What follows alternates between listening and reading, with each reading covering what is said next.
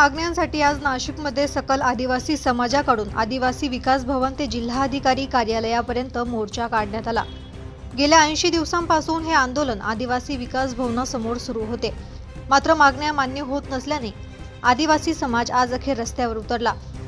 21 मे 2025 रोजीचा शासन आदेश तात्काळ रद्द करावा। शैक्षणिक सत्र 2024-25 मधील कार्यरत वर्ग 3 आणि वर्ग 4 कर्मचारी यांना रोजंदारी तत्वावर तात्काळ आदेशित करून हजर करण्यात यावे, अशा विविध मागण्या यावेळी करण्यात आल्या। मागण्या मान्य न झाल्यास तीव्र स्वरूपाचे आंदोलन छेडण्यात येईल असा इशाराही यावेळी देण्यात आला।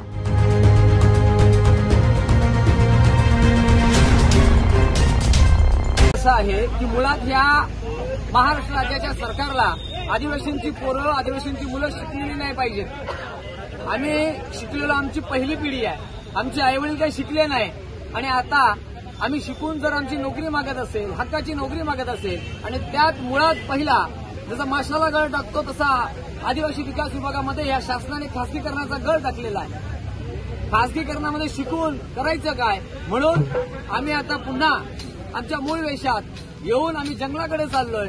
परंतु आम्हाला आमचं जंगलही या सरकारने ठेवलेलं नाही।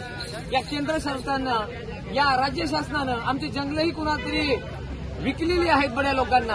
आम्ही जायचं कुठे हा प्रश्न निर्माण झालाय। परंतु या शासनाने विसरू नये, जर या मालकाने ठरवलं तर या शहरात सुद्धा आपलं जंगल निर्माण करू शकतात आणि आमचे प्राणी जंगलात आणून या शहरातल्या जंगलातल्या लोकांना पुन्हा बाजूला पाठवू शकतात, हे कुणी विसरू नये। म्हणून हा संदेश आज फक्त आम्ही देतोय। हा ट्रेलर आहे, जर पिक्चर आम्ही दाखवला तर तीर कमान कुठे लागू शकते हे शासनाच्या वेळेत लक्षात जर घेतलं नाही तर ते तीर कमान लावण्यासाठी सुद्धा आम्ही सज्ज राहू आणि तयार राहू। ब्युरो रिपोर्ट, दैनिक भ्रमर, नाशिक।